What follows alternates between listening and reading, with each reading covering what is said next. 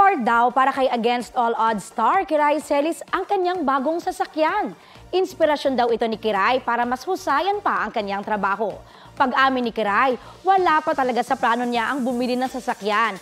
Masaya na raw kasi sila ng kanyang boyfriend sa motorsiklo. Pero nitong huli naisip niya nang bumili dahil malayo na raw ang location ng taping sa show.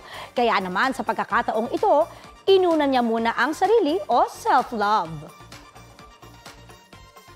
Sabi ko nga, overdue na. I think it's about time syempre, to fulfill my dreams. Isa sa mga pangarap ko talaga yun. Ito na muna, ito pa lang yung parang kaya ko siya ngayon kasi marami pa ako gusto ibigay sa family ko.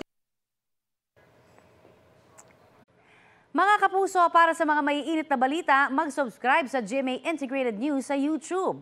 Sa mga kapuso abroad, subaybayan niyo po kami sa GMA Pinoy TV at sa www.gmanews.tv.